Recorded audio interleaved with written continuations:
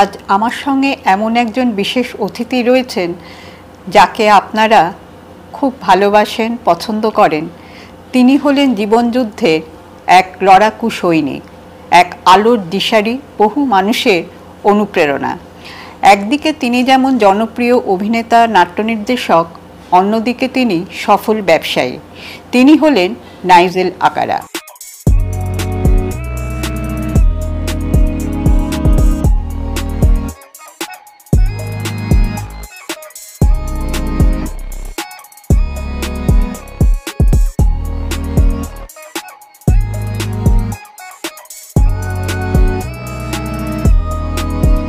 Welcome to my channel Nigel. তোমাকে স্বাগত আমার চ্যানেলের তরফ থেকে। থ্যাংক ইউ সো মাচ আমাকে ডাকার জন্য। এবং আমি তো তোমার কাজ বহুদিন ধরে আমার প্রথম সিনেমা থেকে দেখি এবং তোমার সঙ্গে কথা হয় আমার। তো তুমি যখন ডাকলে আমি আর রেজিস্ট করতে পারিনি, চলে এলাম। Thank you so much. তোমাকে প্রথমেই কনগ্র্যাচুলেশনস জানাচ্ছি, কারণ সম্প্রতি তুমি মেয়ের বাবা হয়েছো। একদম। তা মেয়ের নাম কি রাখলে? মেয়ের নাম রেখেছি অ্যাশলিন। এই নামের অর্থ কি? এই নামের অর্থ হচ্ছে অ্যাশ ট্রি বলে কিছু, এটা আইরিশ, মানে এর অরিজিন হচ্ছে আইরিশ। আচ্ছা। এবং অ্যাশ ট্রি বলে, ওই অ্যাশ ট্রি মেডোজ বলে একটা জায়গা আছে ওখানে, তো সেখান থেকে মানে বেরিয়ে আসে আর কি। আচ্ছা, এটা হচ্ছে অর্থ। এবং ওর ডাক নাম হচ্ছে আরশি। আরশি মানে আয়না। তুমি মেয়ের মাধ্যমে কি দেখতে চাও? আমি জগৎটা ওর মাধ্যমে দেখতে চাই নতুন করে। এবং আমি ভাবি প্রত্যেকটা বাবা মার লিমিটেশন থাকে, যে ওর বাচ্চার জন্য ও কী করতে পারবে পারবে না, তার লিমিটেশন থাকে। তো আমার জীবনে অনেক লিমিটেশন ছিল, অনেক কিছু আমি চেয়েছিলাম জীবনে, হয়তো করতে পারিনি, বা আমার বাবা মা আমাকে অ্যাফোর্ড করতে পারিনি, দিতে পারিনি। তো আমি চাই না ও যা কিছু চায় আমি ওকে দিতে পারি, ওর জন্য করতে পারি, এইটুকু। তোমার মা কতটা খুশি এখন? আমার মা খুশি, আমার ওয়াইফ খুশি, সবাই খুশি। আমাদের জীবনে একজন নতুন মেম্বার এসছে, সেটা অনেক বড় ব্যাপার না? অবশ্যই। আর প্রতিদিনের যে একটা রোজ নামচা চলে নিয়মের মধ্যে, তোমার নিয়ম কতটা বদলালো, মেয়ের জন্য কতটা সময় দিচ্ছ, তার কথা একটু শুনি। আমি না বেসিক্যালি আমি যেটা দেখি আর কি, আমার বাড়ির লোকজন সারাদিন ওকে নিয়ে ব্যস্ত আছে, কিন্তু ওদের সবথেকে বেশি সমস্যা হয় রাতে। কারণ রাত জাগাটা সারাদিন মানে এইভাবে থেকে বাচ্চাকে টাইম দিয়ে ওকে দেখাশোনা করে, ও ঘুমোচ্ছে কিনা, ও খাচ্ছে কিনা, সব কিছু দেখে ঠিক যখন রাত 10টা-11টা বাজে না, তখন ওদের আর জেগে থাকাটা কষ্ট হয়ে যায়। তো আমি ওই রাতটুকু জাগি ওর সঙ্গে সারা রাত। হ্যাঁ, তো সেই সারা রাতে মানে অ্যাকচুয়ালি কেউ নেই, মানে বাবা আর তার মেয়ে। আরে বাহ। তো আর আমি এটা এনজয় করি। এবং সে খুব একটা বেশি ডিস্টার্ব করে বা কাঁদে বা মানে সেরকম না। ওকে তার কিছু প্রয়োজন হলে অবশ্যই কাঁদে, কখনো ঘুম পায় না, তখন জেগে থাকে। তো আমি ওকে কোলে নিয়ে মানে আমার বুকে নিয়ে বসে থাকি, সেটা আমার কাছে খুবই রিল্যাক্সিং। আর এবং মানে সেই সময় না অন্য কিছু ভাবনা আসে না মাথায়, তাকে ছাড়া আর কিছু তুমি ভাবতেই পারবে না। তো সেটা একটা মেডিটেটিভ স্টেট, যে ওই মুহূর্তটা, ওই 3-4 ঘন্টাটা ওইভাবে কাটায়, একটা অন্য অনুভূতি। নাইজেল, এই সময় তো তোমার প্রচুর ব্যস্ততা, তার কারণ হচ্ছে হলো তোমার যে নাট্যগোষ্ঠী কোলাহলের নবম প্রযোজনা সংস্থা, যে নাটক কালা জাদু, সেটা 14ই সেপ্টেম্বর মঞ্চস্থ হতে চলেছে। তা এই যে নাটকটি, এটা তুমি যে লিখেছো, নাটক, চিত্রনাট্য লিখেছো এবং নাট্য নির্দেশনাও তোমার, এবং রুদালি থেকে অনুপ্রাণিত হয়ে নাটকটা লেখা। তা ইতিপূর্বে রুদালি থেকে অনুপ্রাণিত হয়ে না, আমি কিছু রুদালি ক্যারেক্টারদের নিয়ে লিখেছি। আচ্ছা, মানে রুদালি ওই যে বই, যে বুকটার কথা মানে ইতিপূর্বে আমার ওইটাই প্রশ্ন, যে ইতিপূর্বে তো রুদালি নিয়ে নাটকও হয়েছে, চলচ্চিত্র হয়েছে, সেই দিক থেকে দাঁড়িয়ে তোমার এই নাটকটা কতটা আলাদা? কোনো রিলেশন নেই, কোনো সম্পর্ক নেই, রিলেশন নেই, কিছু নেই। একটু যদি বলো। হ্যাঁ, মানে আমি বেসিক্যালি আমি যেটা করি, আমি যখন আমার নাটকগুলো তৈরি করি, আমার যেই টিমটাকে পাই তাদের সঙ্গে ওয়ার্কশপটা শুরু করি। স্ক্রিপ্ট থাকে না আগে, তো এই ওয়ার্কশপ করতে করতে কি হয়, কিছু মানে আর্টিস্টদের মধ্যে কিছু যাদের সঙ্গে কাজ করি সবাই নন অ্যাক্টর, বেশিরভাগই নন অ্যাক্টর। কেন অ্যাসিড আক্রান্ত কিছু আছে, কিছু অটিস্টিক আছে। এবার এরা তো অ্যাক্টিং অ্যাজ এ প্রফেশন না এদের। তো এদের সঙ্গে কাজ করতে করতে কি হয়, এদের মধ্যে না অনেক প্লাস পয়েন্টস মাইনাস পয়েন্টস আমি খুঁজতে শুরু করি এবং সেইভাবে আমি ক্যারেক্টারগুলোকে ডিজাইন করতে শুরু করি। তো সেভাবেই প্রত্যেকটা নাটক যেটা আমি নিজে ডিরেকশন দিয়েছি বা আমি লিখেছি সেটা সেভাবেই লিখেছি। তো রুদালি এমন একজন গোষ্ঠী, এমন একটা টিম যেটা আমরা সবাই জানি যে তারা না অন্যদের মৃত্যু যখন মৃত্যু হয় তাদের বাড়িতে গিয়ে শোক করে, তাদের বাড়িতে গিয়ে কাঁদে, সেটাই ওদের প্রফেশন। কিন্তু তাদেরও তো দুঃখ আছে, তাদেরও তো মনের মধ্যে কষ্ট আছে, তাদেরও তো এই ব্যথা বেদনা সব কিছু আছে। সেইগুলো আলাদাভাবে তারা কিন্তু কোথাও প্রকাশ করার জায়গা কি পায়? এবং যেটা আমরা জানি রাজস্থানের রুদালিরা তারা বেশিরভাগ বিধবা এবং তারা না একটু নিচু জাতের মহিলারা।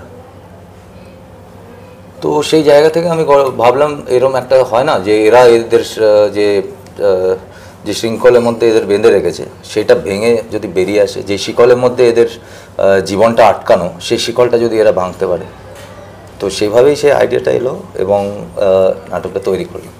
এবং এই নাটকের মধ্যে এই উঁচু জাত নিচু জাত, বাল বিবাহ মানে চাইল্ড ম্যারেজ, তারপরে যেটা ওইখানকার বিভিন্ন রকম ইস্যু, ঠিক আছে, মহিলাদের কোনোদিন মানে ঘুমটার আড়ালেই থাকতে হবে, তাদেরকে না মানে বড় হতে দেবে না সেখানকার যে পুরুষরা। তো এই সব সমস্যা নিয়ে এবং কোনো বাড়িতে যদি কোনো মেয়ে জন্মায় তো তাহলে ওই মেয়েটাকে মেরে দেওয়া হয়, এবং ওই মহিলা অনেকগুলো মেয়ে যদি জন্ম দেয় তাহলে ওই মহিলাটা কিন্তু ওকে ছেড়ে দিয়ে অন্য বিয়েও করে নেয়। তো এইসব যে সমস্যা সেগুলোকেই একটু একটু করে তুলে ধরা, টাচ করা, আর কিছু না। এই নাটক নারী ক্ষমতায়নের গল্পও বলবে? অবশ্যই অবশ্যই নারী শক্তির গল্প বলবে এবং আমার প্রত্যেকটা ক্যারেক্টারের নাম দুর্গার নামে দেওয়া। অন্নপূর্ণা, গৌরী, সাবিত্রী, বিদ্যা সবই দুর্গার বিভিন্ন রকম নাম, বিভিন্ন নাম।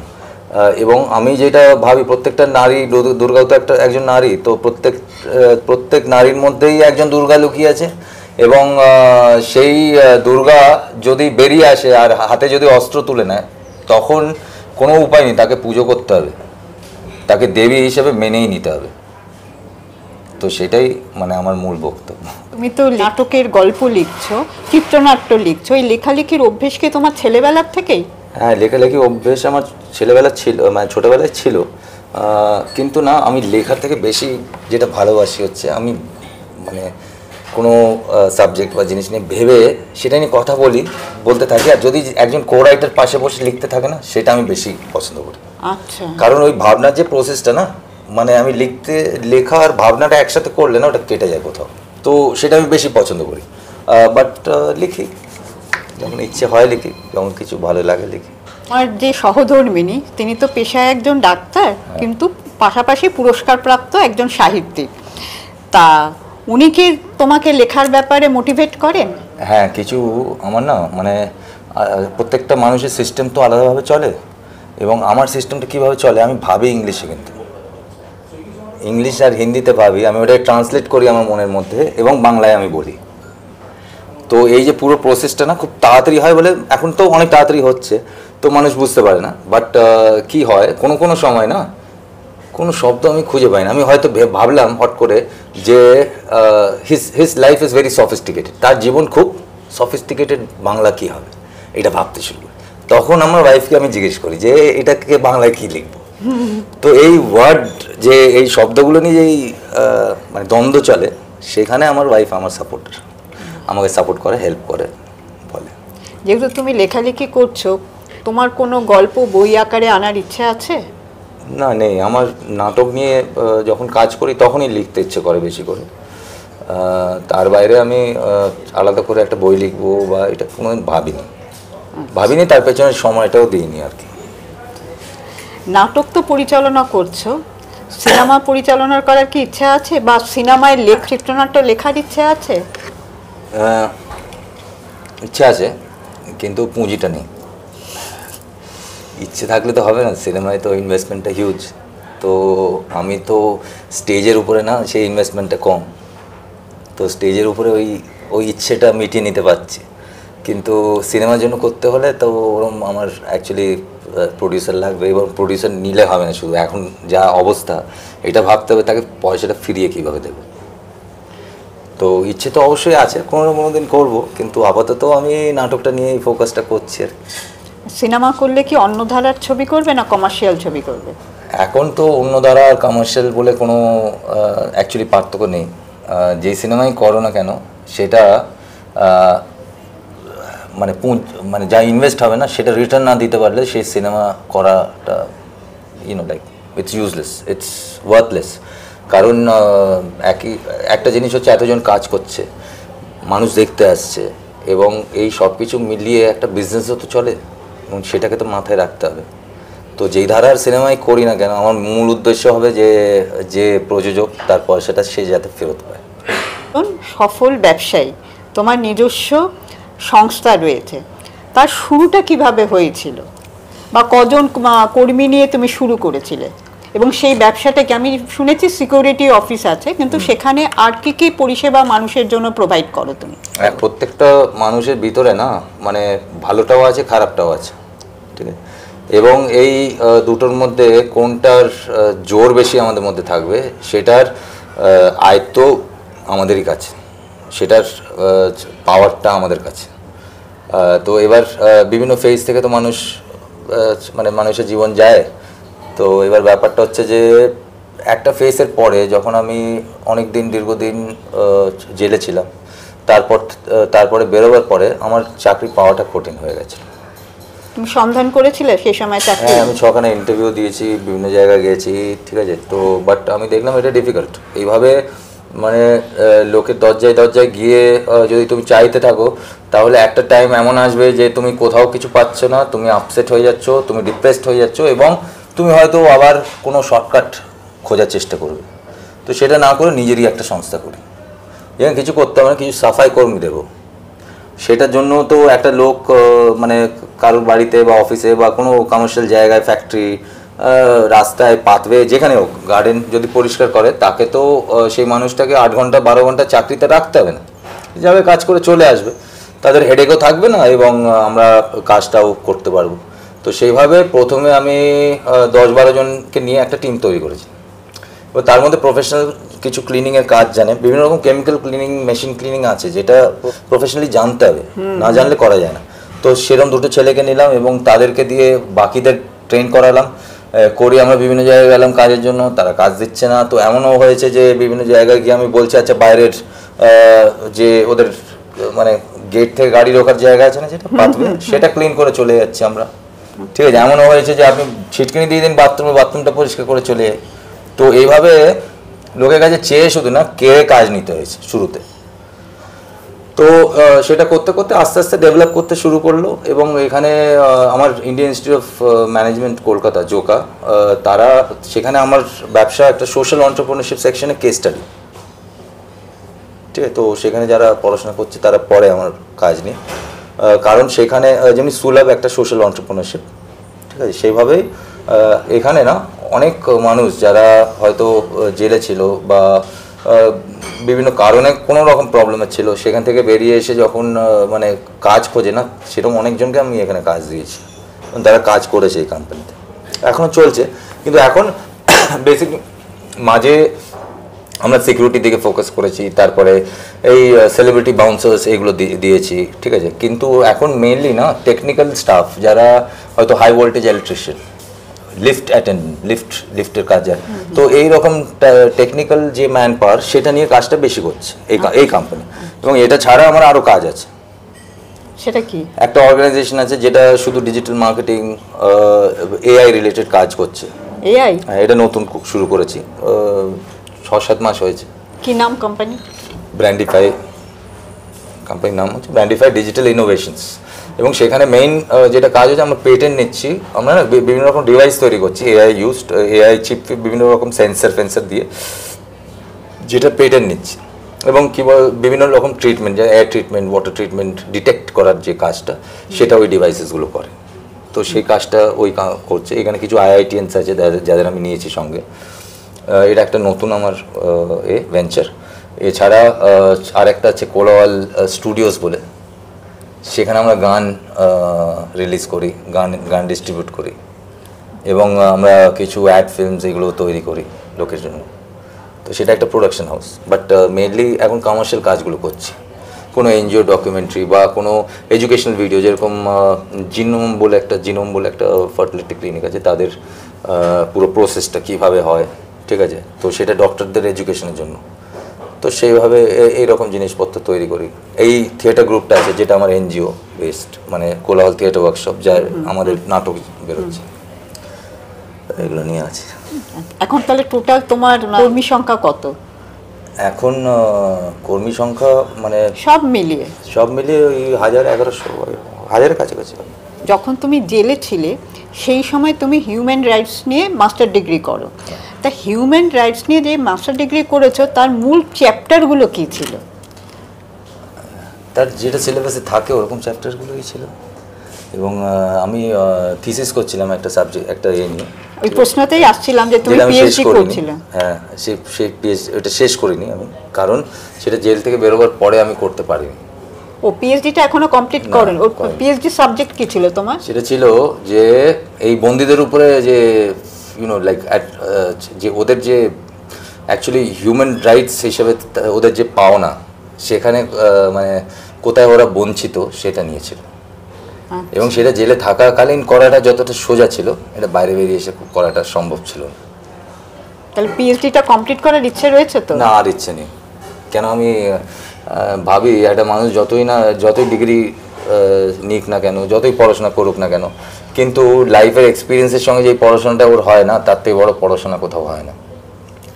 তো ডিগ্রিটা ইম্পর্টেন্ট, কিন্তু ব্যাপারটা হচ্ছে ওই ডিগ্রির বাইরে আমি এত এই 15-16 বছরে পড়াশোনা করে নিয়েছি বাইরে, এবং রিয়েল লাইফ মানে এরকম বিভিন্ন রকম দল নিয়ে, টিম নিয়ে কাজ করছি, যারা হয়তো মেন্টালি খুব ডাউন, মেন্টালি হয়তো এই সমাজে ব্রাত্য, কিন্তু তারাও তো মানুষ, এবং তাদের মধ্যেও মানে অসীম ক্ষমতা আছে।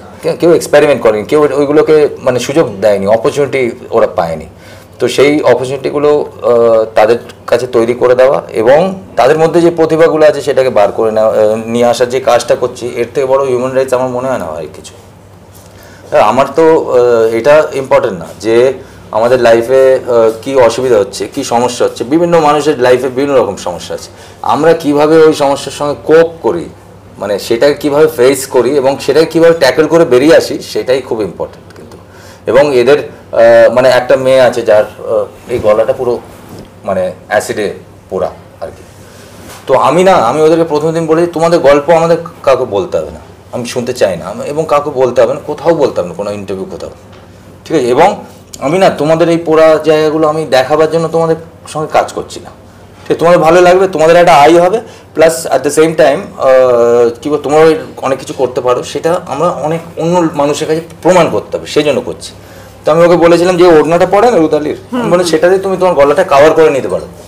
বললো দাদা আমার কোনো অসুবিধা নেই, ঠিক আছে, আমার খোলা থাক, লোকে দেখলে আমার কিছু যায় আসে না, এখন আমি ওর সঙ্গে অ্যাডজাস্টেড হয়ে গেছি, ঠিক আছে। মানুষ না যখনই কোনো বিপদে পড়ে বা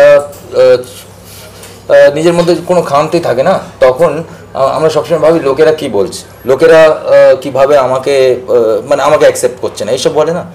কিন্তু প্রথমে না নিজেকে অ্যাকসেপ্ট করতে হবে, এবং নিজেকে না মানে যতগুলো নিজের মধ্যে খামতিগুলো আছে না, সেগুলোকে মানে মেনে নিতে হবে, হ্যাঁ আছে, এবং এগুলো নিয়েও আমি এগোতে চাই, আমি ভালো করতে চাই, বেসিক ক্যালকুলেশন। তুমি তো প্রান্তিক মানুষদের নিয়ে কাজ করছো, ধরো তোমার নাটকে যৌনকর্মী, রূপান্তরকামী, বিশেষ ক্ষমতা সম্পন্ন ছেলেমেয়েরা, অ্যাসিড অ্যাটাক সার্ভাইভার, অটিজম, এই যে মানুষগুলোকে নিয়ে তুমি কাজ করছো, তা সেই অভিজ্ঞতাটা কেমন যদি একটু অল্প কথায় বলা যায়? একটা কমিউনিকেশনের ল্যাঙ্গুয়েজ থাকে, তো আপনি একটা প্রশ্ন জিজ্ঞেস করছেন, আমি উত্তর দিচ্ছি। এই প্রত্যেকটা মানুষের না সাইকোলজি আলাদা, তাদের কমিউনিকেশনের ল্যাঙ্গুয়েজ আলাদা,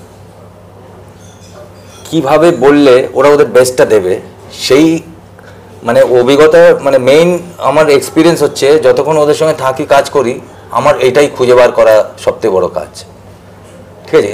যে একটা ছেলে অটিস্টিক, তাকে নর্মালি বলছে সে করতে পারছে না কিছু, কিন্তু যে ভাষায় ও বোঝে, যে কমিউনিকেশন ল্যাঙ্গুয়েজে ও বোঝে, সেই ভাষায় যেই মুহূর্তে ওকে ওর সঙ্গে কমিউনিকেট করে নেবে, সে যেটা তুমি এক্সপেক্ট করবে তার থেকে অনেক বেশি ভালো করবে। তো ওদের সঙ্গে যে বন্ডিংয়ের একটা ল্যাঙ্গুয়েজ আছে না, সেই ল্যাঙ্গুয়েজটা, সেই ইনস্ট্রাকশন দেওয়ার যে পদ্ধতিটা, সেটা খুঁজে বার করার লড়াইটা মেইন লড়াই এই কাজের মধ্যে। যেন আমি যখন যৌনকর্মীদের সঙ্গে কাজ করছিলাম, তারা একটা প্রশ্ন জিজ্ঞেস করেছে, তখন ওই দুর্বারের ওইখানে আমার সোনাগাছিতে গিয়ে আমি ওদের ক্লাস করাতাম, 25-30 জন ছিল। তো তারা বলছে আমার সন্ধ্যাবেলা ছটা বাজলেই দরজার হুড়কা দিলে আমি প্রচুর টাকা কামাই, এই করে কি পাবো, এটা করে কি পাবো? আমি বলি হ্যাঁ তুমি কামাও, এটা ঠিক, এটা করে অত পয়সা হয়তো পাবেও না, একটু কম পয়সা পাবে, কিন্তু ওই যে সন্ধ্যাবেলা যখন হুড়কা লাগাও তুমি, আর লোকেরা যদি 1000, 2000, 5000 দিয়ে তোমার কাছে আসে, তারা না তোমার সম্মান, তোমার শরীর, তোমার যা কিছু আছে তোমার নিজের, সেগুলো সব কেড়ে নেওয়ার জন্য আসে, এবং তুমি সেগুলো বিক্রি করে ওই পয়সাটা পাও। সেটা প্রফেশন হিসেবেও তুমি যদি ওইটা বিক্রি করো তবে পাও। এইখানে যখন তুমি স্টেজে একটা পারফরমেন্স দেবে না, তুমি একটা নাটক করছো, তখন সেখানে লোকেরা 200, 300, 500 টাকার টিকিট কেটে আসবে, এবং তোমার যখন শো হয়ে যাবে, ওরা দাঁড়িয়ে না তোমাকে হাততালি দেবে, তোমাকে ভালো বলবে, কিন্তু তোমার শরীরে একবার হাতও লাগাবে না, ঠিক আছে? এবং স্টেজের মধ্যে তুমি শরীরের কোনো অঙ্গ দেখাচ্ছ না কাউকে। তো এই যে সম্মানটা, এটা জীবনে যাই করে নাও পাবে না, এবং সেটাই তুমি লাস্ট অবধি কিন্তু মানে ওই সম্মানটাই তোমার কাছে থেকে যাবে। এটা যে বললাম না, হু হু করে কাঁদতে শুরু করলো মেয়েটা, ঠিক আছে? তারপরে ওকে করেছে আমাদের নাটক, ঠিক আছে? মেয়েটার নাম বৃহস্পতি ওর নাম, ঠিক আছে? তো এবার এরম অনেক সার্কামস্ট্যান্স আসে, অনেক সময় আছে, যেমনি অটিস্টিক আর ইন্টেলেকচুয়ালি ডিসেবল যারা, তাদের সঙ্গে যখন কাজ করছিলাম, তাদের বাবা মা কোনোদিন ভাবিনি যে তাদের বাচ্চারা এগুলো করতে পারবে, এত দূরে করতে পারবে, ঠিক আছে? একটা ছেলে আছে শুভ্র শঙ্কর ছেলেটার নাম। ছেলেটা না কথা বলার সময় একটু ওর চোখ কোনো সময় স্থির থাকে না, এরম এরম এরম নড়তে থাকে, প্লাস ও কথা বলার সময় না একটা কথা রিপিটেটিভ বলে, তুমি ভালো আছো, কেমন আছো, তুমি ভালো আছো, কেমন আছো, ভালো আছো, এই বলতে থাকে। তো এটা একটা ইস্যু আছে ওর। এবার সেম টাইম আমি দেখলাম এই ছেলেটা যখন গান গায় না, ও পুরো জগৎ ভুলে গিয়ে এত সুন্দর গান গায় যে তুমি ভাবতে পারবে না যে এই ছেলেটাই ওই ছেলে। আরেকটা জিনিস দেখলাম, যখন ও হেসে কথা বলে না, তখন ওর মধ্যে ওই ড্র্যাগিংটা নেই, মানে কথার যে রিপিটেটিভ যে বলাটা সেটা থাকে না। তো পুরো ক্যারেক্টারটা এমন তৈরি করলাম যে ও হেসে হেসেই কথা বলে, ঠিক আছে? এবং হেসে হেসে কথা বলতে বলতে ও কথাগুলো ভালো মনে রাখতে পারে, এবং ওকে সানগ্লাস পরিয়ে দিলাম, ঠিক আছে, যাতে ওর আইবলটা যেটা নড়ছে সেটা যাতে লোকেরা দেখতে না পারে। তো এইগুলো খুঁজে বার করাই অনেক বড় জিনিস, এবং এই কমিউনিকেশন ল্যাঙ্গুয়েজটা খুব ইম্পর্টেন্ট। মানে একটা লোককে যদি মানে খাওয়ার সময় বলে খাও খাও খাও, না না না না তুমি খাও খাও, ঠিক আছে, ওর খারাপ লাগতে পারে, ওটা খাও না, ওর ভালো লাগতে পারে। তো এবার কোন ল্যাঙ্গুয়েজটা মানে আসলে আমি বলছি সেটা ইম্পর্টেন্ট না, আমার মনের মধ্যে কী চলছে সেটা ইম্পর্টেন্ট না, আমি যার সঙ্গে কথা বলছি তার জুতোয় দাঁড়িয়ে তার সঙ্গে কথা বলতে হবে, তবে গিয়ে ব্যাপারটা হচ্ছে আমার মনের ভাবনাটা ও ঠিকঠাক ক্লিয়ারলি বুঝবে, সেটা খুব ইম্পর্টেন্ট। তুমি তো নাইজেল ড্রামা থেরাপি নিয়েও কাজ করছো, কিরকম সাড়া পাচ্ছ? আমি ওটা নিয়ে খুব একটা এখন কাজ করছি না, ঠিক আছে? আমি নিউরো লিঙ্গুইস্টিক প্রোগ্রামিং নিয়ে অনেক সাইকোলজিক্যাল কোর্সেস করেছি মাঝে, ঠিক আছে? তো এবার ব্যাপারটা হচ্ছে সেই ওয়ার্কশপগুলো, মানে সেই যে থেরাপির যে ফর্ম, মানে জিনিসপত্র আমি জানি, ঠিক আছে, যা জানি সেগুলো আমার এই ওয়ার্কশপগুলোতে আমি কাজে লাগাই, কিন্তু আলাদা করে তার জন্য কোনো ওয়ার্কশপ করছি আমি সময়টা পাচ্ছি না, মানে সম্ভব না। আগে করাতাম, কিন্তু এখন আর করা। এলে যে আবাসিকরা থাকে না, থেরাপির মাধ্যমে তাদের মূল স্রোতে ফিরিয়ে আনার চেষ্টা করা হয় কি? এই থেরাপি মানে ওইখানে বিভিন্ন রকম নাচের ক্লাস, গানের ক্লাস, ওইখানে বিভিন্ন রকম সেলফ হেল্প গ্রুপ, এগুলো চলে, কিন্তু ব্যাপারটা হচ্ছে জেলের ভিতরে যতই রেফরমেশনের কাজ করো না কেন, মেইন যেটা রিকোয়ারমেন্ট সেটা হচ্ছে রিহ্যাবিলিটেশন। রিহ্যাবিলিটেশন মানে ওরা তো ভিতরে অনেক কিছু শিখলো, অনেক কিছু করলো, নিজেকে শুধরালো, গান শিখলো, নাচ শিখলো, সব শিখলো, বেরিয়ে আসার পরে চাকরি নেই, কাজ নেই, যখন খেতে পারবে না তখন এই এত কিছু যে শিখেছে কোনোটাই কাজে লাগবে না। তো মেইন জিনিস হচ্ছে বাইরে বেরিয়ে একটা কাজের ব্যবস্থা, এটা আমাদের নর্মাল লোকেরও রিকোয়ারমেন্ট, সবারই রিকোয়ারমেন্ট। তো এই রিকোয়ারমেন্টটা ওদেরও আছে, যে মুহূর্তে ওরা আয় করতে শুরু করবে, যেই মুহূর্তে ওরা যা কিছু শিখেছে সেটাকে কাজে লাগাতে শুরু করবে, তখন তাদের থেকে খুশি আর কেউ হবে না, তারা হ্যাপি থাকবে। হ্যাঁ, অবশ্যই তারা হয়তো একটা সময় পরে একটু অ্যাম্বিশিয়াস হয়ে যাবে, তো তো তার জন্য বিভিন্ন রকম অন্য কাজও শিখবে, অন্য কিছু করবে এবং এগোবে। বাট যে স্টেবিলিটিটা যদি চলে আসে, এই স্টেবিলিটিটা যদি চলে আসে, তাহলে রেসিডিভিজমের রেসিডিভিজম মানে একটা মানুষ যে একবার জেলে কোনো অপরাধ করে ঢোকে, তারপরে ও বেরোয় আবার কোনো না কোনো অন্য কেসে ঢুকে আসে, এই যে রেসিডিভিজম, তো তার যে রেশিওটা অনেকটা কমে যাবে। যদি কেউ সুযোগ পায় সংশোধনাগার থেকে বেরিয়ে সে কাজের সুযোগ পায়, তারপরেও কি তার সেই অন্ধকার জগতের প্রতি পিছুটান হতে পারে বলে তুমি মনে করো? আমি ভাবি প্রথম 3 মাসটা খুব ইম্পর্টেন্ট, ইভেন আমার এখানেও যখনই আমি কোনো মানে আমি এখন আলাদা, আগে তো শুরু, এখন তো মানে 2010 মানে মোটামুটি 14-15 বছর বয়স হয়ে গেল আমার কোম্পানির, ঠিক আছে। তো এখন আলাদাভাবে এ জেলের আসামি, এ মানে জেল থেকে ফেরত আসামি, এ নর্মাল লোক, ওইভাবে কিছু আলাদা কিছু নেই। যে আসে এবং জেলের কিছু welfare officer, probation, after care officer, এদের সঙ্গে যোগাযোগ করে, এরা মাঝে মাঝে কিছু কিছু লোককে পাঠায়, তো তাদেরকে আমরা নিই। কিন্তু ব্যাপারটা হচ্ছে তুমি কাজের জায়গায় এসে না, মানে তোমার কোনো সিম্প্যাথি কাজ করবে না, তোমাকে নিজের দক্ষতা দেখাতে হবে, তোমাকে নিজের কাজ দিয়ে বাকিটা প্রমাণ করতে হবে। এবং কাজ দিয়ে যদি প্রমাণ না করো, তাহলে তোমার যে গ্যারেন্টি যে তুমি থাকবে কি না, করবে কি না, ওটা আমিও দিতে পারবো না। এবার মায়ের তো কোনো ব্যাপার নেই, মানে সিম্প্যাথি দিয়ে তো জগৎ চলে না, বলো। তো এবার মানে সিম্প্যাথিতে তুমি প্রথম এন্ট্রিটা পাবে, তারপরে কিন্তু তোমাকে নিজেকে প্রমাণ করতে হবে। বাট আমি যেটা মেইন কথা বলছিলাম, প্রথম 3 মাসটা খুব ভাইটাল, ঠিক। তো এই ফার্স্ট 3 মান্থে আমি চেষ্টা করি কাউকে না নেবার। এই 3 মাসে খুব টেন্ডেন্সি থাকে যে পুরোনো লোকগুলোর সঙ্গে যোগাযোগ করা, ঠিক আছে, বা মানে এইখানে কাজ করতে করতে কোনো রকম ডিপ্রেশন হচ্ছে, কোনো রকম খারাপ লাগা হচ্ছে। দেখো প্রথমে কি হয়, বেরোবার পরে মা বাবা বাড়িতে নিয়ে আসে, প্রত্যেকটা কাপড় যেটা ও পড়েছিল আইদার ফেলে দেয়, নাহলে ডেটল দিয়ে ধোয়, ভাবে ওইখানে প্রচুর তো ভাইরাস, ভাবে, ঠিক আছে, এরকম না, ওইটাও পরিষ্কার, ঠিক আছে। তো সেটা ভালোভাবে ধোয়ে, ওকে ভালো খাবার দেয়, ঠিক, যে খাবারগুলো এতদিন খেতে পারিনি সেটা খেতে শুরু করে ও, এবং বাড়ির সবাই ওকে প্যাম্পার করতে শুরু করে।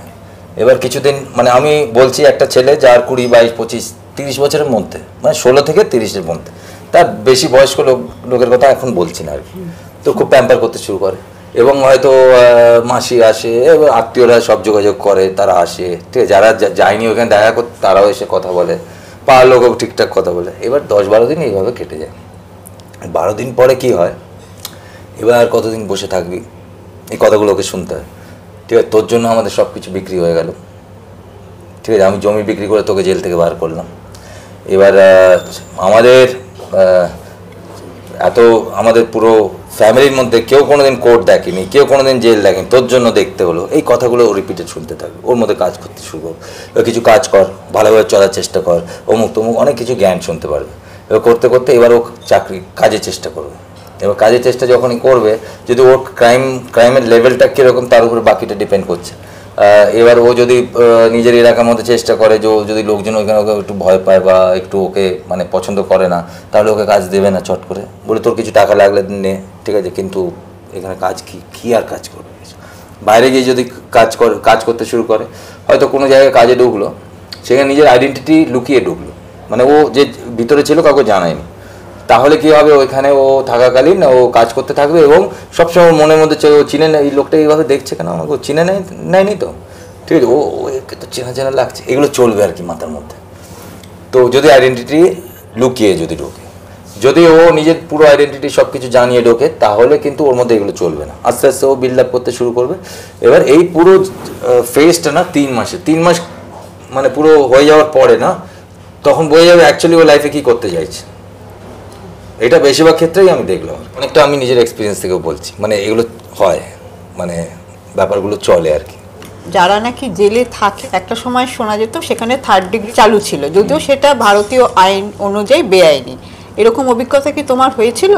না, এইসব বাজে কথা, এইটা সব লোকেরা বাইরে সব আমাকে তো বলতো, মানে আমি ছোটবেলায় যখন আমার মায়ের সঙ্গে কোথাও যেত ওই যে পুলিশ গাড়ি যেত না, কালো গাড়ি জাল দেওয়া, ঠিক আছে, আমি দেখতাম ওইদিকে, বললো ওইদিকে তাকাস না, ঠিক আছে, ওইখানে সব বাজে বাজে লোকজন আছে, ঠিক আছে, তুলে নিয়ে চলে যাবে, এইসব বলতো, ঠিক আছে, আমি আবার ভয়তে তাকাতাম না, ঠিক আছে। এবার আমি ওই গাড়ির ভিতরে যখন বসেছিলাম, তখন আমি জানি যে এর ভিতরে আর কি খারাপ লোক, কিছু খারাপ লোক থার্ড ডিগ্রি কোনো ব্যাপার না, কিন্তু এখন কোনো ছেলে যদি আনকন্ট্রোলেবল হয়ে যায়, ঠিক আছে, এমন একটা পরিস্থিতি তৈরি করে জেলে যে ওকে সামলানো যাচ্ছে না, তো সামলাবার জন্য যতটুকু বল প্রয়োগ করতে হয় সেটা তো করবেই, ঠিক আছে। তার বাইরে গিয়ে থার্ড ডিগ্রি বলে কোনো কিছু জেলের মধ্যে হয় না, ঠিক আছে। টর্চার তো করতে পারে না জেল অথরিটি, সেটা পুলিশ কাস্টাডিতে হতে পারে বা অন্য কোথাও হতে পারে।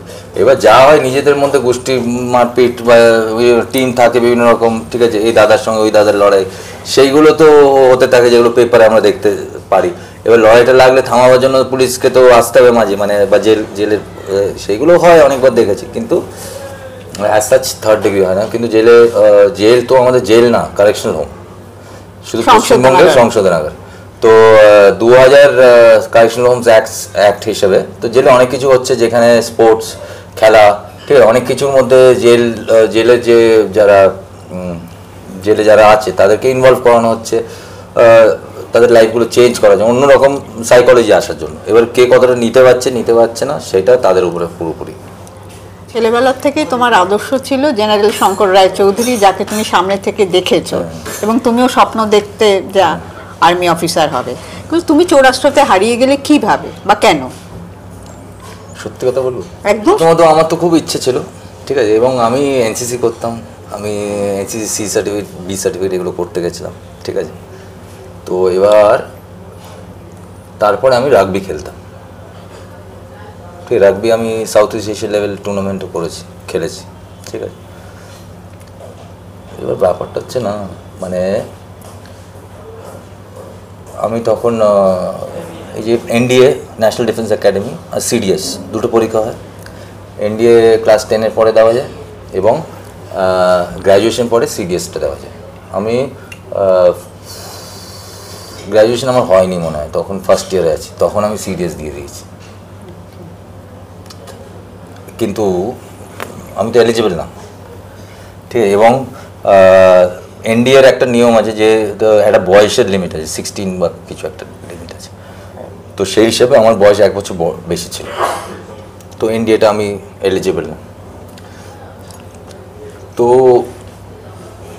এই কারণগুলো একটা কারণ। সেকেন্ড একটা কারণ হচ্ছে যে আমি তো এই রাগবি খেলতে গেলে বিভিন্ন জায়গায় চোট পাই, তো মানে বিভিন্ন রকম ইনজারি হয়। তো একটা ইনজারি হয়েছিল, ঠিক আছে, আমাকে অনেকজন বলেছে এই ইনজারির জন্য তোমাকে কোনোদিন আর্মিতে নেবে না। এই জন্য আমার সেই ইচ্ছা, হয়তো আমি এগোইনি ওইদিকে, ঠিক আছে। তারপরে লাইফটা একটু অন্যরকম হয়ে গেল। সেটা কেন? সেন্ট জেভিয়ার্সের মতো স্কুলে পড়েছো, কলেজে পড়েছো, আর তো মেধাবী একজন তুমি ছাত্র ছিলে। না, আমি মেধাবী কোনোদিন ছিলাম না। আমরা তো শুনেছি তুমি পড়াশোনাই করতাম না, ঠিক আছে, আমি শুধু পরীক্ষার জন্য পড়তাম, ঠিক আছে, পরীক্ষা দেওয়ার জন্য পড়তাম। এখন মার্কস তো খুব ভালো পেতে। এখনো আমি পড়ি, এখনো পরীক্ষা দিই, ঠিক আছে। আমি এই যে মিউচুয়াল ফান্ড, ঠিক আছে, তারপরে শেয়ারের যত পরীক্ষা আছে এগুলো দিই মাঝে মাঝে গিয়ে। আচ্ছা, আর এইগুলো কোনোটাই আমি পড়ি না, জাস্ট পরীক্ষার আগের দিন আমি পড়ি, এবং সেই পড়ে আমি যে পরীক্ষাটা হয়, সেবি পরীক্ষা, আইআরডিএ এর পরীক্ষা, এগুলো সব দিই মাঝে মাঝে গিয়ে, ঠিক, এবং পরীক্ষার আগের দিন পড়ি, 70-80% চলে আসে, ঠিক আছে। তো এবার ব্যাপারটা হচ্ছে আমার না শর্ট টার্ম যে কোনো জিনিস যেটা পড়ি ওটা মনে রাখার ক্ষমতা, সেটাই তো মেধা। সেটা ভালো হতো, মার্কস ভালো হতো, এটা তো জানি। তা সেখান থেকে এই ঘটনা, সেটা কি কোনো সঙ্গদোষে? না, সঙ্গদোষ বলা ভুল। আমি তো আগেই একটা কথা বলেছিলাম যে একটা মানুষের মধ্যে ভালো খারাপ দুটোই থাকে। সেই মানুষের মধ্যে ভালোটা বা খারাপটা কোনটা পাওয়ারফুল হবে সেটা চয়েসটাও ওই মানুষের কাছেই থাকবে, অনেক সময় বুঝতে পারে না, ঠিক আছে। এবার হঠাৎ হয়তো আপনার সঙ্গে এখানে ইন্টারভিউ করছি, ঠিক আছে, হঠাৎ অন্য একটা লোকের সঙ্গে হয়তো কোনো একটা ঝগড়া হলো, কিছু হলো, সেখানে আমি আপনার খুব কাছের লোক হয়ে, কাছের মানুষ হয়ে রিয়্যাক্ট করে ফেললাম, ঠিক আছে, সেটার একটা পুলিশ কেস হলো। যখনই হলো শুধুমাত্র আপনি না, আমাকেও জড়াচ্ছে কিন্তু, ঠিক আছে। তো অনেক সময় সার্কামস্ট্যান্স ওইটা তৈরি করে দেয়, এবং যখন একটা অবস্থা এমন হয়ে যায় যে একটা কোনো প্রবলেমের জন্য ওই সার্কামস্ট্যান্সে তৈরি হয়ে গেল, তারপরে বন্ধু বান্ধব সবার জন্য না, আরও অনেক প্রবলেম ক্রিয়েট করা যায় বা ক্রিয়েট হয়ে যায়। শুরুটা বেসিক্যালি এভাবেই হয়। আচ্ছা, তোমার জন্ম তো কেরালাতে? না, আমার জন্ম তামিলনাড়ুতে। তামিলনাড়ুতে আমার বার্থ অ্যাকচুয়ালি আমার হোম টাউন কেরালা, কিন্তু আমার জন্ম তামিলনাড়ুতে, কিন্তু ছোট 2-3 বছর বয়স থেকে এখানে আছি। সেটা কি বাবার চাকরি সূত্রে? হ্যাঁ, মাও তো চাকরি করতেন। মা পরে চাকরি করতো, বাবা মারা যাওয়ার পরে। তো তোমরা ভাই বোন? 2 ভাই। ভাই কি, তুমি বড়? আমি বড়। হ্যাঁ। ভাই কি করে? ভাই ইনভেস্টমেন্ট ব্যাংকার, সে চাকরি করে। কলকাতায়? না, সে বোম্বেতে থাকে। তুমি যখন সংশোধনাগারে ছিলে সেই সময়ে বাল্মীকি প্রতিভা হয়। বাল্মীকি প্রতিভা কি তোমার প্রথম সেগমেন্ট ছিল, না তার আগে তুমি অন্য ডান্স ড্রামাতেও পার্টিসিপেট করেছিলে? অন্য একটা ডান্সে আমি পার্টিসিপেট করেছি। সেটা কি? সেটার নাম ছিল ব্রাদারহুড বিয়ন্ড বাউন্ডারিজ। এটা কি পুরোটা ইংলিশে হয়েছিল? না, এটা অ্যাকচুয়ালি ডান্স ফিউশন, একটা বিভিন্ন রকম ডান্স ফর্মের ফিউশন, মানে ডান্ডিয়া, বাউল, সুফি, ফোক, এগুলো বিভিন্ন রকম ডান্স ফর্মের ফিউশন, একটা 1 ঘন্টা 15-20 মিনিটের একটা শো। তো এটা আমার প্রথম কিছুতে মানে পার্টিসিপেট করা। তারপরে বাল্মীকি প্রতিভা। নৃত্যশিল্পী অলকানন্দা রয় তোমাদের সঙ্গে গিয়ে যোগাযোগ করলো জেলে, এবং বাল্মীকি প্রতিভা হলো ওনার নির্দেশনায়। দস্যু রত্নাকর থেকে বাল্মীকির যে উত্তরণ, সেই চরিত্রটায় তুমি অভিনয় করেছিলে বাল্মীকি। তখন মনের মধ্যে তোমার কোন সত্তাটা কাজ করছিল বা দ্বন্দ্বটা কাজ করছিল? কোনো দ্বন্দ্ব কাজ করিনি, কোনো সত্তা কাজ করিনি, কিছুই কাজ করিনি। এটা কাজ করছি বলে করলাম, ঠিক আছে, কিন্তু যেটা কাজ করেছে সাধারণ অভিনয় ছিল এবং প্রতিটা শোই তো সেই সময় হাউসফুল গেছিল। হ্যাঁ, 70-80টা শো হাউসফুল। এক্স্যাক্টলি। কিন্তু যেটা কাজ করে সেটা অন্য জিনিস। সেটা হচ্ছে যে প্রথম শো এর সময় আমি যখন ওই যে স্টেজের উপরে মার্কিংয়ের জন্য দাঁড়াতে হয় না আমাদের বিভিন্ন জায়গায়, এখানে লাইট মার্কিং এগুলো, তো ওই মার্কিংয়ের জন্য দাঁড়াচ্ছিলাম। দাঁড়াতে যেটা দেখলাম যে আমি না মাঝখানে দাঁড়িয়েছি, ওইখানে একটা ওইখানে দুখানা আছে, ওই রাঙা পদ ওই গানটা আছে, তারপরে নিয়ে আয় কৃপান বলে ওই জায়গাটা আছে। তো ওই দুটো করার জন্য যে স্পটটা আমার, সেখানে আমি দাঁড়িয়ে আছি। দাঁড়িয়ে না আমি হঠাৎ অডিয়েন্সের দিকে তাকালাম, রবীন্দ্র সদন 1000খানা সিট, ঠিক আছে, আমি সব মানে সিটের দিকে তাকালাম, সিটগুলো খালি তখন। কিন্তু আমি মনে মনে ভাবছি এতগুলো অডিয়েন্স বসে আমাকে দেখবে এখানে, এবং মানে আমার পারফরমেন্স যেরকমই হোক তারা সেটার জন্য টিকিট কেটে আসছে, এবং সেটার জন্য মানে তারা আমাকে দেখবে, আমি কি এটার জন্য যোগ্য? ওই মোমেন্টে না আমি ভাবলাম আর না, জীবনে ঘুরে তাকাবো না, এইখান থেকেই যতটা এগোবার এগোবো। তখন তো আমি বাইরেও আসিনি, ভিতরেই ছিলাম। তো সেটা একটা অনেক বড় টার্নিং পয়েন্ট লাইফে। তারপর সত্যি আমি ঘুরে তাকাইনি। পরিচালক নন্দিতা রায় আর শিবপ্রসাদ মুখোপাধ্যায় সাথে তোমার পরিচয় কি বাল্মীকি প্রতিভাতেই, না তার আগে থেকেই পরিচয় হয়েছে? বাল্মীকি প্রতিভার জন্যই পরিচয়, এবং তারা আমার শো দেখতে এসেছিল। দেখার পরে তারা বললো যে আমরা একটু কিছু জেলে যে কালচার থেরাপি চলছে সেটা নিয়ে কিছু রিসার্চ করছি, এবং আমরা কিছু জানতে চাই তোমার কাছে, কিছু কথা বলবো তোমার সঙ্গে। আমি বলি হ্যাঁ। তখন তো আমার ক্লিনিং এজেন্সি শুরু হয়ে গেছিলো। তো প্রথমবার যখন কথা বলি তখন অ্যাকচুয়ালি শিবু নন্দিতাদির বাড়িতে আমি ক্লিনিংয়ে কাজ করছি, ক্লিনিং করতে করতে কিন্তু কথা হচ্ছে। তো সেটা প্রথমবার, তারপরে আবার একবার ডাকলো, আবার একবার তৃতীয়বার ডাকলো, ঠিক আছে, চতুর্থবার যখন ডাকলো, আচ্ছা ঠিক আছে তুমি ভাবো তুমি এখানে একটা অভিনয় করছো, গিটার নিয়ে কিছু একটা মানে কিছু একটা বললো, ঠিক আছে, বললো এটা করে দেখাতো। তো আমি করলাম আমার মতো, ঠিক আছে। তো বললো ঠিক আছে। তারপরে বললো মুক্তধারার হিরো তোমাকে করবো। মুক্তধারার পর তো অভাবনীয় সাফল্য, মানুষজনের কাছে পরিচিতি পাওয়া, হিরো হিসেবে প্রথম ছবিতেই বাজিমাত, তার চারপাশে অনেক বদল। জেল থেকে বেরোবার সময় একটা বদল চোখে পড়েছিল সমাজে, এবং যখন মুক্তধারার মুক্তি পেল অভাবনীয় সাফল্য, দর্শক তোমাকে সাদরে গ্রহণ করলো, তার একটা পরিবর্তন। দুটো চিত্রটা কতটা পার্থক্য তোমার চোখে পড়েছিল?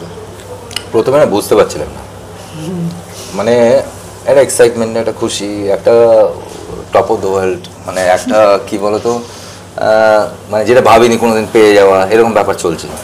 3 মাস তো মানে মুক্তধারার সাফল্যর পালক লাগিয়ে উঠছিলাম আর কি, ঠিক আছে, রীতিমতো বল। 3 মাস পরে বুঝলাম যে এখন না অ্যাকচুয়ালি আমার চুপ থাকার সময় এসে গেছে। কেন, ওই সাফল্যের সঙ্গে বহু মানুষের খারাপ লাগাও বা অ্যাকচুয়ালি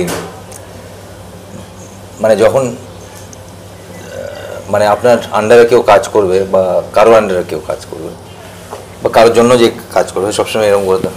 হেল্প করুন আমাকে প্লিজ, আমাকে সুযোগ দিন, এটা বলবে। সে যখন অনেকটা এগিয়ে চলে যাবে না, তখন প্রচুর শত্রুও বেড়ে যায় তার। প্রচুর প্রচুর মানুষ এমন চলে আসে যারা ওকে আটকাতে চায়। তো সেই ফেজটা শুরু হলো। সেই ফেজটা যখন শুরু হলো তখন আমি অনেক দিনের জন্য ছবি সিনেমা করা বন্ধ করে দিয়েছি, বিভিন্ন জায়গায় অ্যাড মানে ইন্টারভিউ দিয়েছি যে আমি এখন ছবি করতে চাই না বলে আমি 6 মাসের মতন চুপচাপ ছিলাম, মানে কাজ করি। কিন্তু অ্যাকচুয়ালি মুক্তধারার পরেই আমার অনেক কাজ করে নেওয়া উচিত ছিল।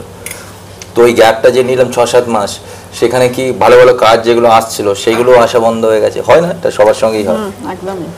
তো সেটা মানে আমি না ভাবি না মানে যে অ্যাজ আ ফিল্ম অ্যাক্টর আমি কতটা আমার উন্নতি হলো সেটা আমার কাছে ইম্পর্টেন্ট না। মানে আমার এইটা তো একটা জীবনযাত্রা, সেই যাত্রাটা আমার তো বেরোনোর পর থেকে শুরু হয়েছে। এবার প্রত্যেকটা সময় না এটা ভেবেছি যে আমার মানে যাত্রাটা স্মুথ হয় আর কি। মানে আমি খুব একটা অনেক অ্যাম্বিশিয়াস কিছু না, কিন্তু আমি সবসময় না কাজের মধ্যে থাকতে চাই। যদি ফিল্মের কাজ না হোক, নাটকের কাজ হোক, আমার ব্যবসার কাজ হোক, কিছু না কিছু কাজের মধ্যে আমি থাকিও সবসময়। বাট কোনো সময় না কিছু ডিসিশন ভেবে নিতে হয়। যেরকম এর আগের দিন আমি একটা ফুটবল ম্যাচ খেলতে গেছি। তাই নাকি? কোথায়? এই অ্যাভিনিউ সম্মিলনী যে মাঠ আছে, অ্যাভিনিউ সম্মিলনী, আচ্ছা, সম্মিলনী, ওইখানে খেলতে গেছিলাম। এবার ফাইনালে উঠে গেছিলাম আমরা। ওই ফাইনালে আমাদের খেলা হচ্ছে যে ইস্ট বেঙ্গল মোহনবাগানের পুরনো প্রাক্তন মানে দীপঙ্কর রায়, ষষ্ঠী ডুলে এরা সব খেলছে আর কি। রহিম নবী ফবি খেলছে ওই টিমে খেলছে। আমি গোলকিপার। ও গোলকিপার। হ্যাঁ। এবার একটা বল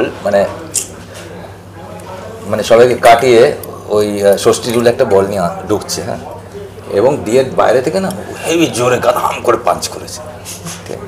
এবার আমি ডাইভ দিয়েছি, ঠিক আছে, দিয়ে না আমার হাত চলে যেত, কিন্তু আমি ভাবলাম আমি হাত দেবো না ভাই, ঠিক আছে, হাতটা নামিয়ে নিলাম, পর গোল হলো। কিন্তু হাত দেওয়ার সময় কী ভাবছি না, যদি আমি রাতে গিয়ে আমার বাচ্চাটাকে না তুলতে পারি, হাতে যদি লেগে যায়, ঠিক আছে। তো এই যে ডিসিশন, ছোটো ছোটো ডিসিশন, এই ডিসিশন অনেক কিছু পাল্টে দেয় জীবনে। কিন্তু অ্যাট দ্য সেম টাইম তুমি না মানে কীভাবে তোমার পথটা, মানে তোমার জার্নিটা, তোমার যাত্রাটা আগে নিয়ে যাবে, সেটা তুমি মানে চুজ করে নিতে পারবে। তো এরকম অনেক ডিসিশন নিয়েছি, অনেক সময় স্টেপ ব্যাক করেছি, অনেক কাজ করিনি, ঠিক আছে, অনেক সময় হয়তো অন্য কিছুর মধ্যে ব্যস্ত হয়ে গেছি ছবি ছেড়ে। কারণ আমি যেরকম রিয়াকশন, যেরকম মানে এই সাইকোলজির ব্যাপার তো সব কিছু, যেরকম সবাই রিয়াক্ট করছে ওই হিসাবে আমার মানে আমার পাথটা, আমার রাস্তাটাও আমাকে সেইভাবে একটু তৈরি করতে হয়েছে অনেক সময়। তো আছে সেগুলো। যোদ্ধা করার সময় তুমি বাংলা ক খ গ সব শিখলাম, ঠিক আছে, পড়াটা শিখলাম, মানে বলাটাও আর একটু ভালো করলাম। লিখতে পারো এখন বাংলা? না, এখনো লিখি না, কিন্তু মানে পড়ি সব করতে পারি, ঠিক আছে, লিখি না, বাংলায় লিখি না। তো এবার ব্যাপারটা হচ্ছে যে সেখানে কিছু শব্দ, এই যে নাটকের স্ক্রিপ্ট করছো সেটা কিসে লেখো? নাটকের স্ক্রিপ্ট আমি ইংলিশে লিখি, মানে ইংলিশে লিখি, এবং আমি আমার কো রাইটার আছে কিছু, ঠিক আছে, তাদেরকে নিই সঙ্গে।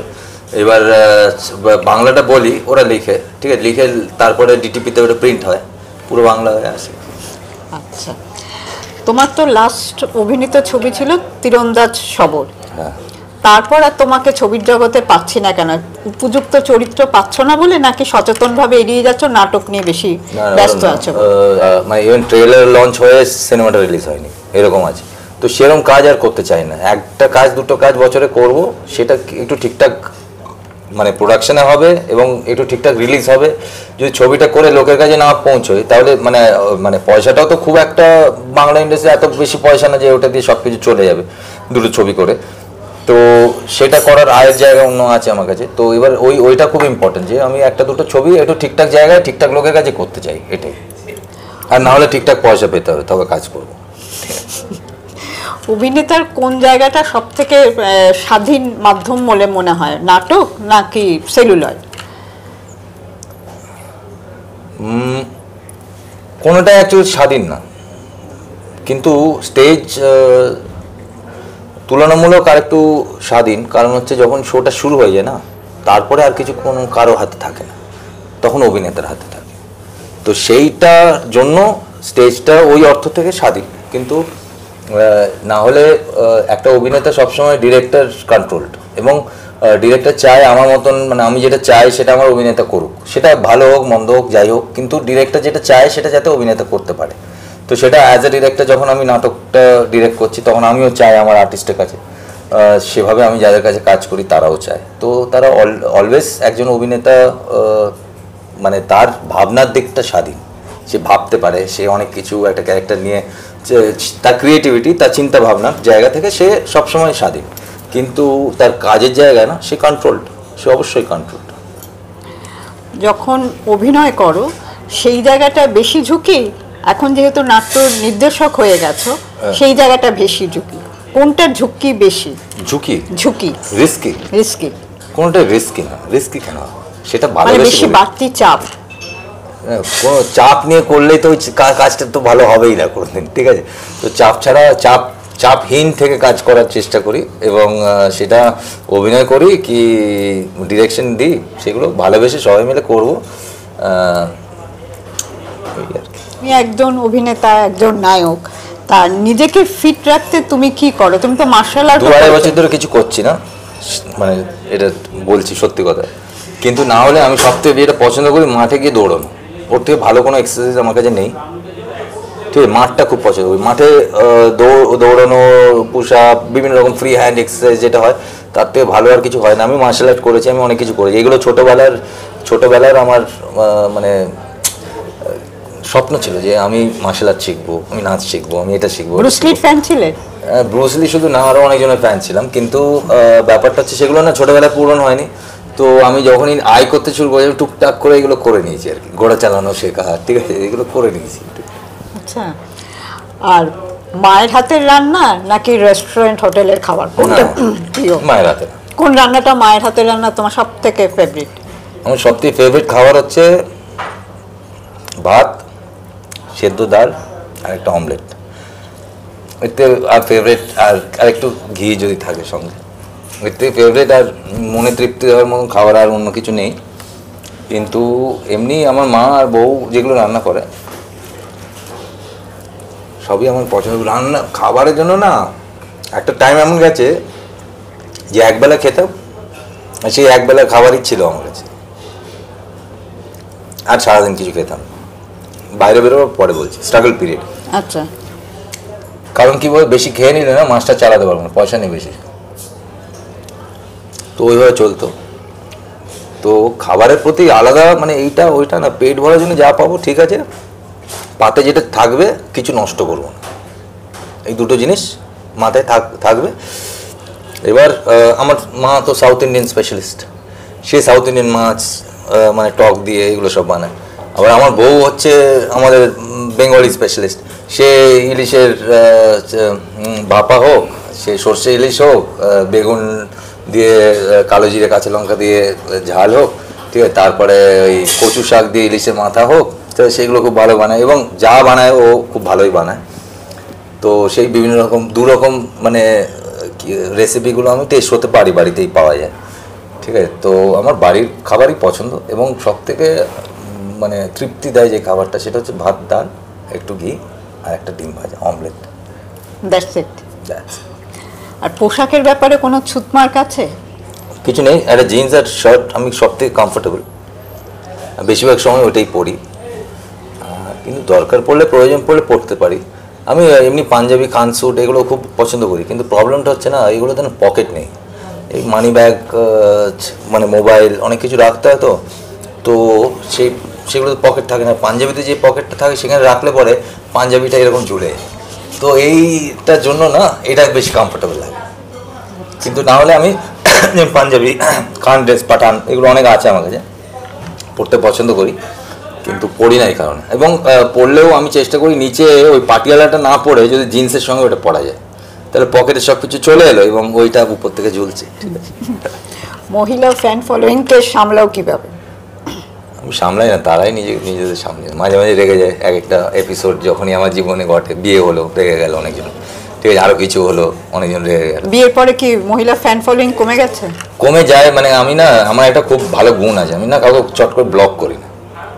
আচ্ছা, ঠিক আছে, এবার ওরা কমে যায়, রেগে যায়, ব্লক করে দেয় অনেক কিছু লেখে, তারপর আমার কিছুদিন পরে ওরা ফিরে আসে, ঠিক আছে, তো আবার থাকে ওরা। তো তো এবার ব্যাপারটা হচ্ছে যে আমি তো ফ্যান বানাবার জন্য আলাদা করে কিছু করি না, আমি আমার কাজে বিশ্বাস করি, কাজটা করি, খুব মন দিয়ে করি, ভালোবেসে করি। এবার মানে আমার মনে হয় আজকে না দীর্ঘদিন কেউ কারো ফ্যান থাকতে পারে না। সৌন্দর্য বা ভালো লাগা একটা জিনিসে আজীবন টিকবে না। আজকে এই ব্লু ড্রিঙ্কটা আপনার ভালো লাগছে, কালকে রেড ভালো লাগবে, তার আগে পরের দিন অরেঞ্জ ভালো লাগবে। সেভাবে মানুষেরও তো ইচ্ছে চাহিদা, ভালো লাগা খারাপ লাগা সবই পাল্টাতে থাকবে, তো সেটা স্বাভাবিক। এবার আজকে মানে আমাকে ভালোবাসে, আমার ফ্যান, অনেক কিছু লিখছে, ঠিক আছে আমার এখানে, কালকে আর আসছে না, এখন এসে লিখছে, তো অন্য কেউ আসছে, তো হবে, সেটা নর্মাল। আগামী দিনে নিজেকে তুমি কিভাবে দেখতে চাও? ভালো বাবা হিসেবে অবশ্যই দেখতে চাই, ঠিক আছে, কারণ আমার মেয়েকে নিয়ে আমি অনেক কিছু ভাবি, স্বপ্ন দেখি মাঝে মাঝে। এখন ওকে যখন আমি স্টান টান করাই, আমি ভালোবাসি, এগুলো করি, টাইম দিয়ে করি, তখন দেখি না ও বিভিন্ন রকম মুদ্রা টুদ্রা করে, ঠিক আছে, তো আমি দেখি আচ্ছা ওকে তো ভালো ডান্স শেখাতে হতো, আমি এইভাবে ভাবি, ঠিক আছে, তো সেটা তো একটা আছে, একটা স্বপ্নের জগৎ। তাছাড়া আমি কিছু ভালো ভালো নাটকের কাজ করতে চাই, ঠিক আছে, নাটকের কাজও তো একটা বাজেট কনস্ট্যান্টের মধ্যে করতে হয়। তো যেমন চুপচাপ চালিয়ে আমার সব থেকে যেটা এক্সপেন্সিভ নাটক করেছিলাম, অনেক টাকা ইনভেস্ট হয়েছে, ভিএফএক্স হয়েছিল পেছনে, হয়েছিল। তো সেভাবে কিছু ভালো নাটক করতে চাই এবং বড় বড় গ্রুপকে নিয়ে কাজ করতে, এরকম অটিস্টিক, এরকম অনেক রকম একটা গ্রুপ এসছে আমার কাছে, ট্রাফিক উমেন, যারা মহিলারা পাচার হয়েছেন তাদেরকে নিয়ে এসে আবার ফেরত আছে ওদের কাছে। কিন্তু সমস্যা হচ্ছে তাদের সঙ্গে না কাজ করলে কাউকে জানানো যাবে না তাদের নিয়ে কাজ করছে, তো এইসব কিছু আছে, তো এই কাজগুলো করতে চাই, ঠিক আছে, এটা ইচ্ছে আছে, আর কিছু না, জীবন যেরকম নিয়ে যাচ্ছে সেভাবে যেতে চাই। নাইজেল আকারা যদি পিছন ফিরে এখন তাকায়, আগে সে ভিকিকে কি চিনতে পারে? কিছুক্ষণ আগেই বলেছিলাম, স্টেজে দাঁড়িয়ে আমি এক সময় একটা সিদ্ধান্ত নিয়েছি যে আর পেছনে ফিরে তাকাবো না, তো সেদিন থেকে সত্যি আমি পেছনে ফিরে তাকাইনি। এবং আমি ভাবি না যে আমার পেছনে যেটা হয়ে গেছে অতীতটা, আমি একদম মানে আমার আয়ত্তের বাইরে, আমি কিছু পাল্টাতেই পারবো না। অনেক মানুষ আসে আমার কাছে যাদের একটু ডিপ্রেশনে আছে বা একটু অনেক কিছু নিয়ে চিন্তিত আছে, তো আমি তাদের বলি যে ঠিক আছে, তুমি চিন্তা করো, তুমি আরও বেশি করে ডিপ্রেসড হও, তুমি দরজা বন্ধ করে সারাদিন শুয়ে থাকো, কিন্তু আমাকে এটা বলো এইসব করে তুমি কি পাল্টাতে পারবে?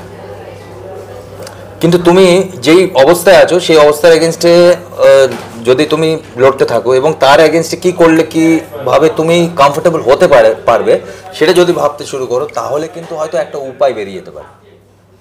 তো তুমি সেটা ভাবো যে তুমি এইভাবে ডিপ্রেস, এবার চিন্তিত, এবার চুপচাপ সবার কাছে সবার সঙ্গে কথা না বলে থাকবে, না তুমি চিন্তা করবে যে যেই পরিস্থিতিতে তুমি আছো সেখান থেকে বেরোবে কী করে, আর তার জন্য উপায় খুঁজবে। তো সেটাই মানে আজকে আমি এখানে আছি, এটা ব্যাপারে ভাবতে পারবো, মানে এটা আমার কন্ট্রোলে আছে এই মুহূর্তের জন্য। এখন হয়তো দুদিন পরে যেরকম তোমার সঙ্গে আজকে যে আমার ইন্টারভিউটা হবে সেটা তো আমি খুব ভালো জানতাম এবং 2-3 দিন আগেই জানতাম, তো আমি জানি যে 2-3 দিন পরে চৈতালিদির সঙ্গে এই ইন্টারভিউটা হবে। তো আমি আজকের এই মুহূর্তের ব্যাপারে আমার কন্ট্রোলে আছে এবং কিছুদিন পরে বা কালকে যেটা হবে সেটা আমি জানি, তো সেটা নিয়ে ভাবতে পারি, এটা নিয়ে ভাবতে পারি, কিন্তু যেটা হয়ে গেছে না সেটা নিয়ে আর কিচ্ছু আমার করার নেই। সেটা যেভাবে যে মানুষ অ্যাকসেপ্ট করুক না কেন সেটা তাদের প্রবলেম, ঠিক আছে। আমি জানি আমি কি করছি এখন এই মুহূর্তে, এবং এখানে দাঁড়িয়ে আমি আগামী দিন বা কালকে কি করতে যাচ্ছি সেটাও জানি, তো সেটুকু আমার আয়ত্তে আছে এবং সেটাই ভাববো, তার বাইরে আর কিছু ভাববো না। যে কোনো সাক্ষাৎকারের সময় তোমার অতীতকে টানা হয়, বেশিরভাগ ক্ষেত্রেই দেখা যায়, তুমি কতটা সেক্ষেত্রে বিব্রত বোধ করো? একদম হয় না, বা খারাপ লাগে বা কোনো আক্ষেপ হয় কিনা? না, কিচ্ছু হয় না, কিচ্ছু হয় না, সেটা তো বাস্তব, এবং বাস্তব যদি লুকিয়ে রাখতাম তাহলে এত দূর এগোতে পারতাম। এবং আমি আজকে 16 বছর হয়ে গেছে, মানে ভাবো না, আমি অনেকটা নিজের লাইফটা নর্মালাইজ করে ফেলেছি, অনেক কিছু চেঞ্জ করে ফেলেছি, অনেক কিছু নিজের মধ্যে পরিবর্তন এনেছি, ঠিক আছে, অনেক লাইফও আমার এগিয়ে গেছে। কিন্তু যারা মনে হয় না এই প্রশ্ন আমাকে এখনও জিজ্ঞেস করে যাচ্ছে, তারা কোথাও না কোথাও ওই সময়ে এখনও আটকে আছে, বেরোতে পারিনি। তো মানে ব্যাপারটা হচ্ছে যে আমার মধ্যে যে আমি বললাম 2 রকম অ্যাকসেপ্টেন্স, প্রথমে নিজের অ্যাকসেপ্টেন্স, তারপরে মানুষের অ্যাকসেপ্টেন্স। তো নিজের অ্যাকসেপ্টেন্স তো আমি অনেক আগে আমি করে নিয়েছি, যখন আমি স্বীকার করেছি ভুল হয়েছে, আমাকে একটা সুযোগ দাও, আমি জীবনটা চেঞ্জ করতে চাই। আর এবার মানুষের অ্যাকসেপ্টেন্স তো কোনো মানুষ তো মানে ভালো লেগে অ্যাকসেপ্ট করছে, কেউ মানে উপায় নেই বলে অ্যাকসেপ্ট করছে, কেউ বাধ্য হয়ে অ্যাকসেপ্ট করছে, কিন্তু অ্যাকসেপ্টেন্স তো আসতে হবে, মানে তারাও অ্যাকসেপ্ট না করে পারছে না, এটাই বড় জিনিস না।